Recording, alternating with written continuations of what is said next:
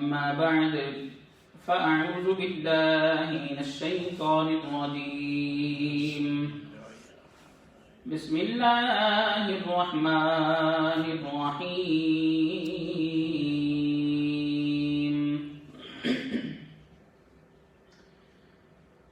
واعبدوا الله ولا تشركوا به شيئا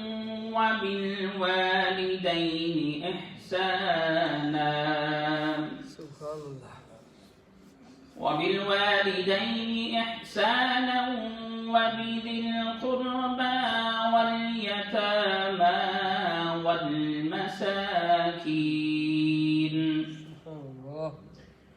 والجار ذي القربى والجار ذي الجنب والصاحب بالجنب وابن السبيل والجار ذي القربى والجار الجنب والصاحب بالجنب وابن السبيل آمنت بالله صدق الله العظيم وبلغنا رسوله النبي الكريم الأمين مولاي صل وسلم دائما أبدا على حبيبك خير الخلق كلهم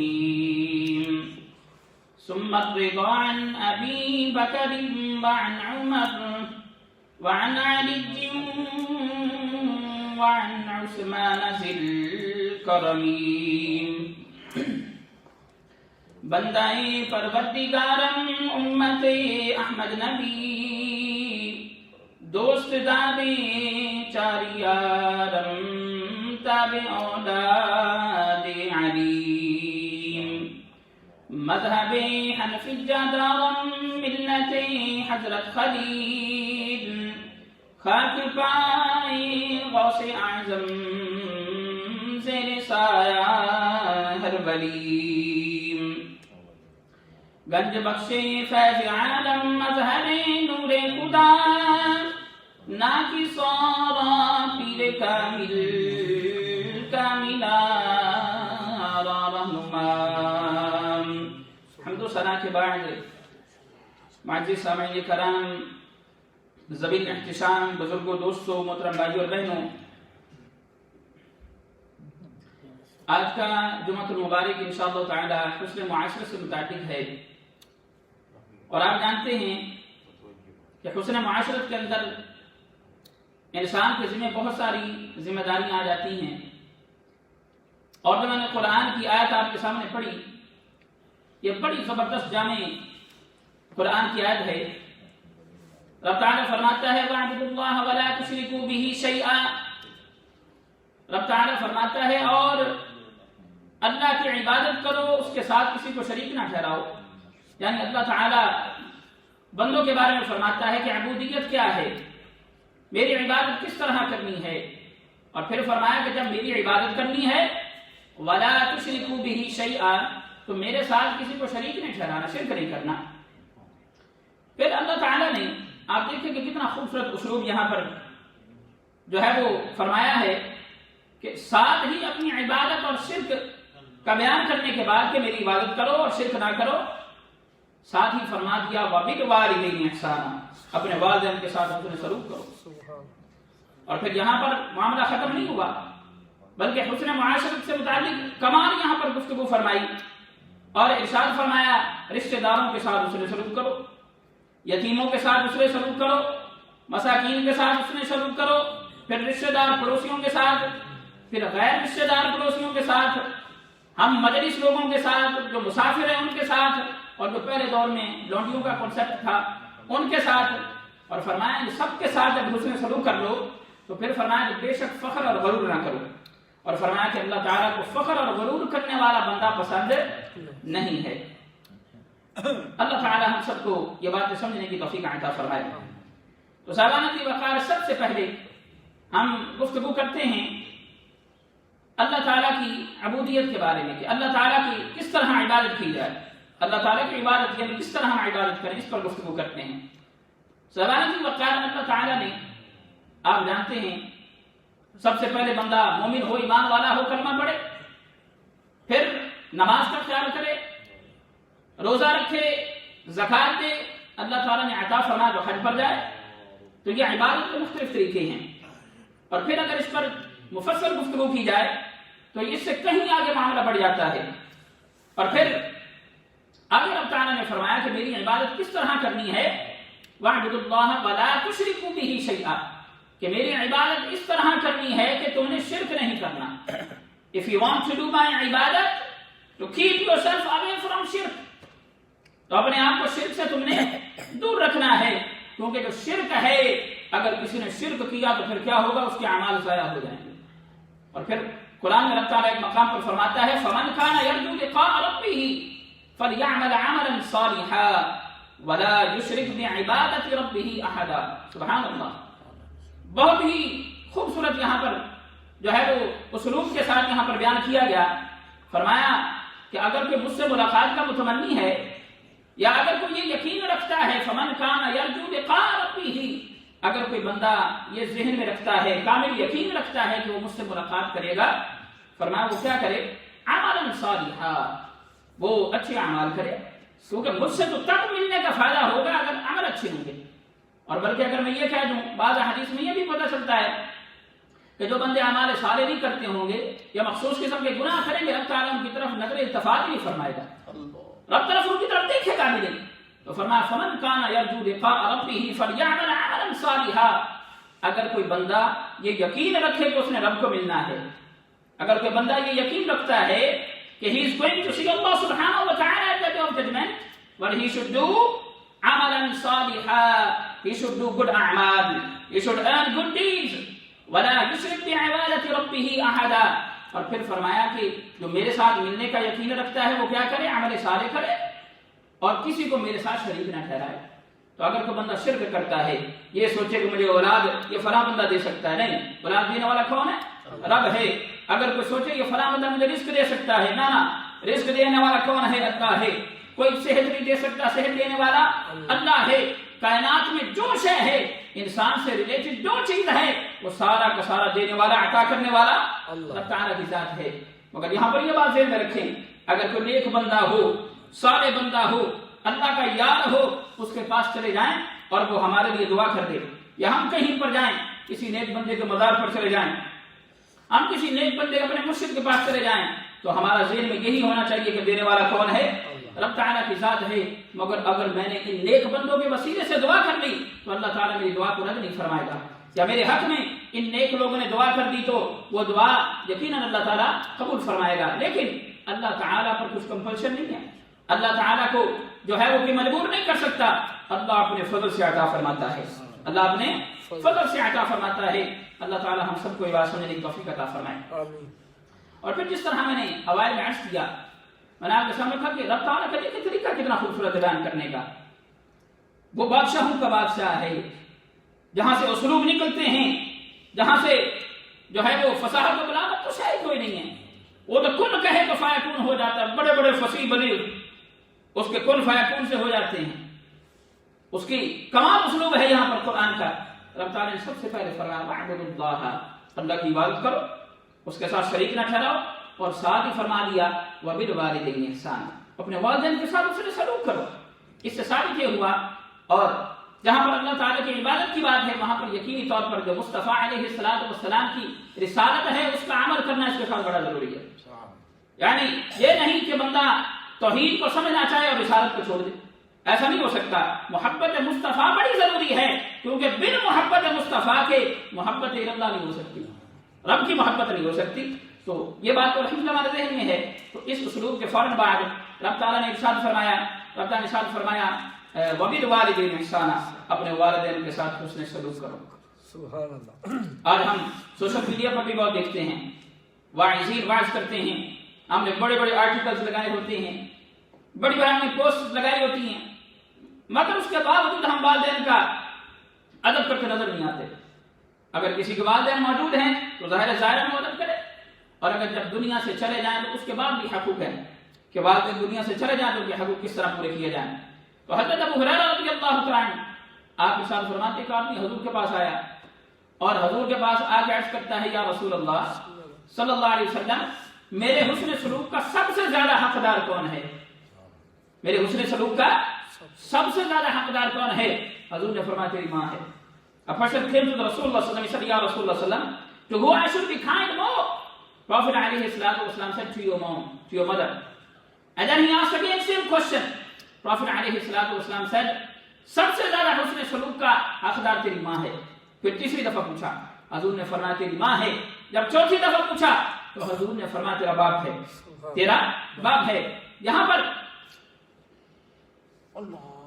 پر کچھ لوگ یہ بھی جو ہے وہ ذہن میں رکھتے ہیں, وہ کہتے ہیں اور اکثر دوست سوال کر لیتے ہیں, وہ فرماتے ہیں امام صاحب آپ اکثر والدہ کے بارے میں گفتگو کرتے ہیں, والد کے بارے میں گفتگو نہیں کرتے. ساتھ یہ بات ذہن میں رکھیں کہ صرف ماں کی فرما برداری کر کے کوئی بندہ جنت نہیں لے سکتا. اگر باپ ناراض ہے تو رب بھی ناراض ہے. اگر والدین جہاں پر بھی ذکر ہے وہاں پر والدین کا ذکر آیا, وہاں پر والدین کا ذکر آیا, اور والدین دونوں میں ماں بھی شامل ہے اور باپ بھی شامل ہے. آپ کے سامنے ایک حدیث رکھتا ہوں. حضور علیہ الصلوۃ والسلام نے فرمایا, آپ نے فرمایا طاعت اللہ طاعت الوالد ومعصیت اللہ معصیت الوالد. حضور نے فرمایا کہ اللہ کی اطاعت یہ ہے کہ تو اپنے والد کا اطاعت گزار ہو جائے, اور اگر تو اپنے والد کا گویا اطاعت گزار ہے, اس سے مراد تو کس کا اطاعت گزار ہے؟ رب کا اطاعت گزار ہے. So Prophet علیہ الصلوۃ والسلام said, if you are obedient of your father, it means you're obedient of Allah subhanahu wa ta'ala. And the other part of hadith, Prophet alayhi salatu wasalam said, وَمَعْصِيَةُ اللَّهِ مَعْصِيَةُ الْوَالِدِ. And if you are not good with your father, or if you are disobedient of your father, it means you are disobedient of Allah subhanahu wa ta'ala. تو ایسا ممکن نہیں ہے کہ صرف ماں راضی ہو اور باپ ناراض ہو تو رب راضی ہو جائے. دونوں کو راضی کرنا یہ بڑا ضروری ہے. اللہ عمل کی توفیق عطا فرمائے. پھر والدین جب دنیا سے چلے جائیں, یہ ایک لمبا کیونکہ ٹاپک ہے, مگر کیونکہ میں نے حسن معاشرت میں بہت سارے ٹاپک لے کر چلنے ہیں, تو یہ بات ذہن میں رکھیے کہ والدین دنیا سے چلے بھی جائیں تو پھر ان کے بھی حقوق ہیں, اور وہ حقوق کیا ہیں کہ ان کے رشتہ داروں کے ساتھ اچھا سلوک کیا جائے. اگر ماں تھی تو ان کی جو سہیلیاں تھیں ان کو ماں سمجھا جائے, اگر باپ تھے تو ان کے جو دوست تھے, جو فرینڈس تھے, ان کو اپنے لیے وارث سمجھا جائے, ان کے ساتھ حسن سلوک کیا جائے. یہ ان کے جانے کے بعد ہے. اور بھی بات چیزیں ہیں, مگر کیونکہ میں اور ٹاپکس کو بھی ساتھ لے کر چلنا ہے, تو اس کے بعد پڑوسیوں کا ذکر فرمایا اللہ تعالیٰ نے, جو میں نے آپ کے سامنے آیت پڑھی اس کے اندر پڑوسیوں کا ذکر فرمایا. اب یہ ہوتا ہے بعض دفعہ ہم ویسے تو بڑے اچھے ہوتے ہیں مگر ہمارے پڑوسی ہم سے بڑے ناراض ہوتے ہیں, اور یہ واضح میں رکھیں احادیث سے پتہ چلتا ہے کہ جب نیبرز کی بات ہوتی ہے, Prophet علیہ الصلوۃ والسلام not just talked about neighbors who were Muslims.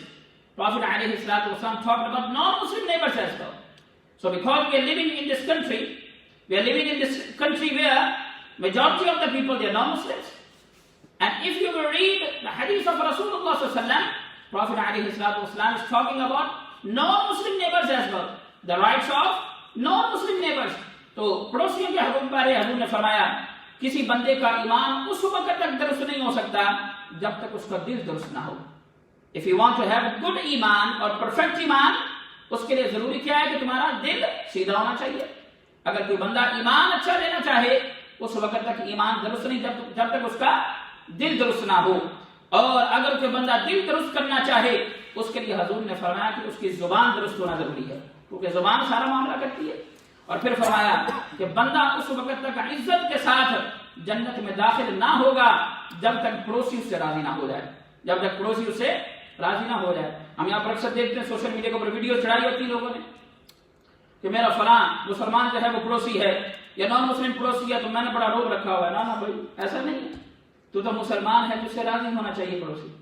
اگر کہ مسجد ہے تو اس کے پڑوسی راضی ہونا چاہیے, امام صاحب رہتے ہیں ان کے پڑوسی راضی ہونا چاہیے. کوئی شاید وقت رہتا ہے اپنے پڑوسیوں کے حقوق کا خیال رکھیں, اپنے پڑوسیوں کے حقوق کا خیال رکھیں. اور پھر حضور علیہ الصلوۃ والسلام نے ارشاد فرمایا من اکرم جارہ وجبت لہ الجنہ ومن اذا جارہ لعنۃ اللہ والملائکۃ والناس اجمعون, لعنۃ اللہ والملائکہ والناس اجمعون. حضور علیہ الصلوۃ والسلام نے ارشاد فرمایا اگر کسی کا پڑوسی راضی ہے تو اس سے مراد یہ ہے کہ اس کا رب بھی راضی ہے اور اس کے لیے کیا ہے, جنت اس پر واجب ہو گئی, وہ جنت میں جائے گا. اور اگر کسی کا پڑوسی اس سے راضی نہیں ہے تو فرمایا اللہ بھی اس پر لعنت کرتا ہے، فرشتے بھی لعنت کرتے ہیں، اور والناس اجمعون، اور فرمایا کہ جو جتنے لوگ ہیں مخلوق ہے اس پر لعنت کرتی ہے۔ تو گویا ہم سب اگر اچھے نہیں ہیں تو اس سے مراد یہ ہے کہ رب تعالیٰ ہم سے راضی نہیں ہے۔ تو ہم کس طرح اچھے ہوں گے؟ کہ جب ہمارے پڑوسی ہمارے ساتھ اچھے ہو جائیں گے۔ تو پہلے میں نے آپ کے سامنے رکھا حقوق والدین کا، کہ حسن معاشرت ہمارا ٹاپک ہے آج کا۔ حسن معاشرت میں سب سے پہلے یہ ہے کہ رب کی عبادت کے بعد حسن معاشرت میں وہ یہ ہے کہ اپنے والدین کے ساتھ اچھا رہا جائے، پھر پڑوسیوں کا ذکر فرمایا، اور پھر حضور علیہ السلام کے قرآن کی اس خوبصورت کتاب کے اندر مہمانوں کا ذکر آیا، مہمانوں کا ذکر آیا۔ تو بڑے کم لوگ ہیں جو مہمانوں کو دیکھ کر خوش ہوتے ہیں، ہم نے ایسے دیکھا ہے۔ تو بندہ مہمان جاوے تھے اگلے دن ان منہ سے 12 بات جان دے رہے ہیں، تو ایسا نہیں ہے۔ لیکن مہمان کے بارے میں پھر حقوق بیان کیے گئے، اس کا طریقہ بیان کیے گا۔ فرمایا گیا کہ 3 دن تک تم اس کو مہمان سمجھو، اس کی مہمان نوازی کرو، اس کے ساتھ بڑا اچھا برتاؤ کرو۔ جب 3 دن گزر جائیں تو پھر ان کو نارمل لو۔ اب 3 دن کے بعد اگر اس نے سلوک نہیں کرو گے تو تمہارا مواخذہ نہیں ہوگا۔ اب اس کو خود بھی سمجھنا چاہیے کہ میں جہاں پر جا رہا ہوں وہ فیملی والا بندہ ہے، اس کے اپنے معاملات ہیں، اس کی اپنی جو ہے وہ چیزیں ہیں، اور جو مہمان جا رہا ہے وہ اس چیز کا خیال رکھے۔ اگر وہ پردے والا ہے تو پردے کا خیال رکھے، اگر وہ غریب آدمی ہے تو خیال رکھے وہ کہاں سے کھلائے گا۔ تو اس لیے یہ باتیں ساری ذہن میں رکھنا ضروری ہے۔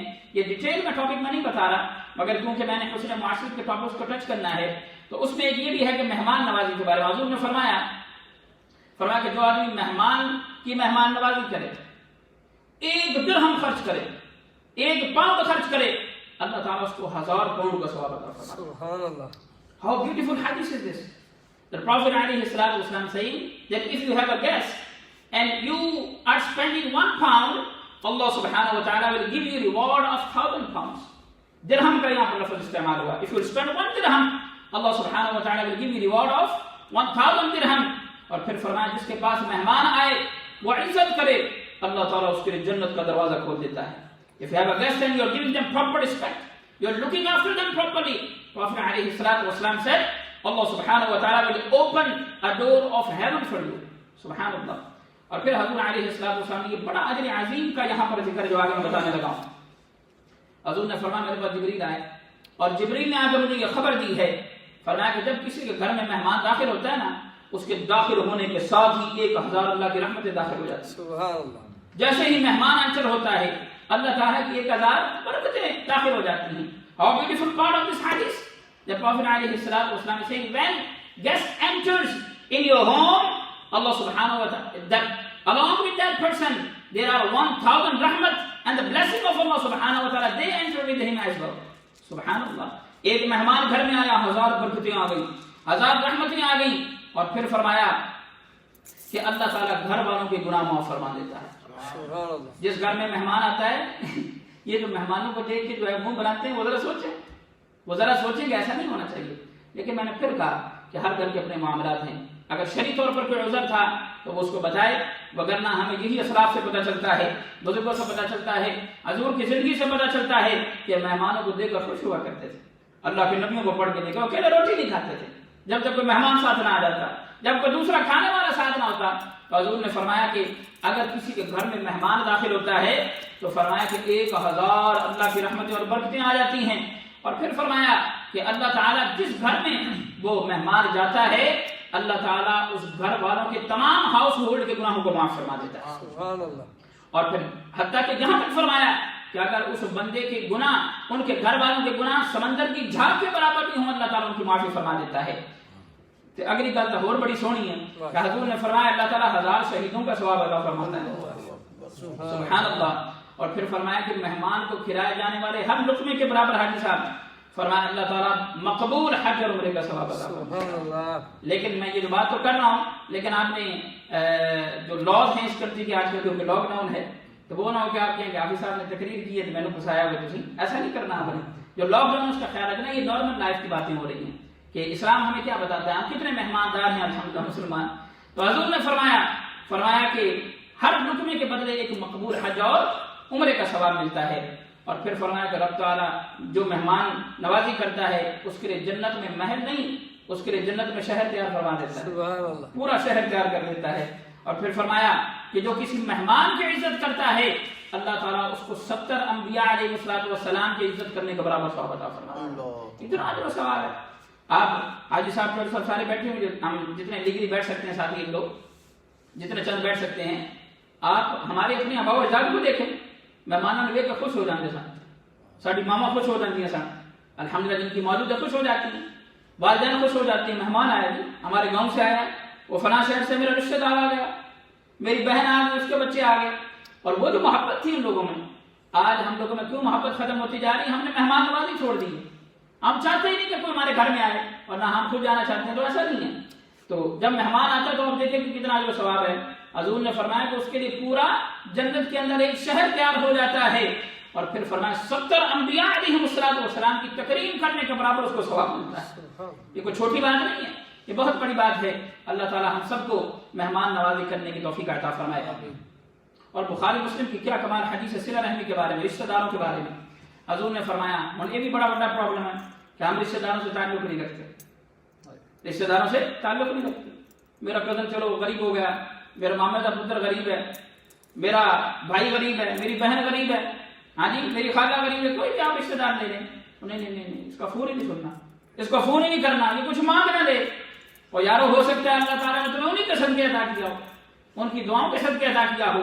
سنیں بخاری مسلم کی حدیث ہے، حضور نے فرمایا جو یہ چاہتا ہے، اب یہ فارمولہ دے رہا ہوں آپ کو، میں اکثر یہ بات کیا کرتا ہوں، یہ فارمولہ ہے کس چیز کا؟ زیادہ رزق کا اور لمبی عمر کا۔ If you want to have long life and so much rizq from Allah subhanahu wa ta'ala, what you should do? Prophet alayhi salatu wasalam said, try to be good with your relatives. حضور نے فرمایا کہ اگر لمبی عمر چاہتے ہو اور رزق میں برکت چاہتے ہو تو حضور نے فرمایا کہ اپنے رشتہ داروں کے ساتھ صلہ رحمی کیا کرو، ان کے ساتھ حسن سلوک کیا کرو، ان پر خرچ کیا کرو۔ اور پھر حضور علیہ السلام نے فرمایا، یہ بڑی کمال کی حدیث ہے، الترغیب والترہیب میں یہ نقل کی گئی ہے کہ حضور علیہ السلام نے فرمایا، اکثر سنتے ہیں علماء سے کہ ہر جمعرات کو، جمعے کی رات کو اللہ تعالیٰ کی بارگاہ میں اعمال اٹھائے جاتے ہیں، اللہ تعالیٰ کی بارگاہ میں اعمال اٹھائے جاتے ہیں۔ تو حضور علیہ السلام نے فرمایا کہ جو بندہ اپنے رشتہ داروں سے بدسلوکی کرتا ہے، جو بندہ اپنے رشتہ داروں کے ساتھ بدسلوکی کرتا ہے، حضور نے فرمایا اس کا کوئی عمل بھی قبول نہیں ہوتا۔ The person who is not good with his relatives, who is not kind with his relatives, Prophet alayhi salatu wasalam said, Allah subhanahu wa ta'ala doesn't accept any of his amal. اس کا کوئی عمل اور good action قبول نہیں ہوتا۔ تو اگر اللہ کی بارگاہ میں اعمال قبول کروانے ہیں، اپنے رشتہ داروں کے ساتھ اچھے ہو جائیں۔ ہو سکتا ہے ہم کو کچھ نہ چاہیے ہو، آپ کی اچھی بات سننا چاہتے ہیں۔ جب دنیا سے چلے جاتے ہیں نا، ماں باپ چلے جاتے ہیں، تو پھر جو اپنی خالائیں ہوتی ہیں ان کے چہرے میں اپنی ماں نظر آتی ہیں، اپنی بڑی بہنوں کے چہروں میں اپنی ماں نظر آتی ہیں، اپنے بھائیوں کے چہرے میں اپنے باپ نظر آتے ہیں۔ تو ہو سکتا ہے وہ محبت کے چند بول بولنا چاہتا ہو آپ سے، اور اگر اللہ نے دیا ہے کچھ دے بھی دیں گے، اللہ تعالیٰ اور عطا فرما دے گا۔ حضور نے فرمایا کہ جو بندہ اپنے رشتہ داروں کے ساتھ اچھا نہیں ہوتا، فرمایا کہ اس کے اعمال قبول نہیں ہوتے۔ اور پھر یتیموں کے بارے میں آخری بات، اس کے بعد گفتگو ختم کرتے ہیں۔ مسند احمد میں اس حدیث کو نقل کیا گیا ہے، حضور علیہ السلام نے فرمایا کہ جو یتیم کے سر پر ہاتھ رکھتا ہے، اللہ تعالیٰ اس کے ہاتھ کے نیچے جتنے بال آتے ہیں اس ہر بال کے بدلے ایک نیکی عطا فرماتا ہے۔ سبحان اللہ۔ اب جب آپ سر پر ہاتھ رکھتے ہیں، لڑکے یا لڑکی کے، میرا خیال ہے ہزاروں میں شاید آ جاتے ہوں، ورنہ سینکڑوں میں تو بال آ ہی جاتے ہیں، تو فرمایا ہر بال کے بدلے تمہیں ایک نیکی ملتی ہے۔ اور صرف یہی نہیں ہے، آپ کس طرح ہیں، آپ گھر میں یتیم کو پال سکتے ہیں، اگر گھر میں کفالت نہیں کر سکتے کسی ادارے میں کفالت کر سکتے ہیں، کوئی یتیم مسکین تھا اس کی کفالت کریں، آپ ذمہ لے لیں، پتہ چلا فلاں جگہ بیوہ رہتی ہے اس کا ذمہ لے لیں، پتہ چلے تو حضور نے فرمایا کہ کچھ شفقت کے ساتھ اس کے سر پر ہاتھ رکھے، رب تعالیٰ اس کے ہاتھ کے نیچے جتنے بال آتے ہیں ہر بال کے بدلے اس کو ایک نیکی عطا فرماتا ہے۔ اور پھر فرمایا، حضور نے فرمایا 2 انگلیوں پہ اشارہ کر کے، حضور نے فرمایا کہ جو حسن سلوک کرتا ہے کل قیامت کے دن فرمایا وہ اور میں یوں ہوں گے۔ کل قیامت کے دن 2 انگلیوں کا اشارہ کر کے فرمایا میں اور وہ اس طرح ہماری آپس میں کمپنی ہوگی، وہ اس طرح میری معیت میں ہوگا۔ تو ساتھیو، یہ میں نے آپ کے سامنے آج بڑی جامع ہے کہ اس کے اندر حضور علیہ السلام نے ہمیں بتایا کہ اللہ ارشاد فرماتا ہے قرآن میں، فرماتا ہے کہ میری عبادت کرو، میرا شریک نہ ٹھہراؤ، اپنے والدین کے ساتھ اس نے سلوک کرو، رشتہ داروں کے ساتھ اچھے ہو جاؤ، پڑوسیوں کے ساتھ اچھے ہو جاؤ، یتیموں کے ساتھ اچھے ہو جاؤ، مسافروں کے ساتھ اچھے ہو جاؤ، صلہ رحمی کرو رشتہ داروں کے ساتھ۔ اگر یہ سارے عمل کرو گے تو رب تعالیٰ راضی ہو جائے گا۔ اور اس آیت کا آخری صدر ان اللہ لا یحب من کان مختالا فخورا، فرمایا کہ رب تعالیٰ کو فخر کرنا، بے جا فخر کرنا اور تکبر کرنا اور غرور جو ہے یہ پسند نہیں ہے۔ اللہ عمل کی توفیق عطا فرمائے۔ آپ بھی دعا کریں، ہم بھی دعا کرتے ہیں، اللہ تعالیٰ جلد از جلد انشاءاللہ کچھ نہ کچھ جو ہے وہ ہلچل ہوگی جولائی سے انشاءاللہ۔ تو ہماری دعا ہے کہ اللہ تعالیٰ ان مسجدوں کو دوبارہ آباد فرمائے، حرمین شریفین کی دوبارہ جو ہے وہ رونق بحال فرمائے۔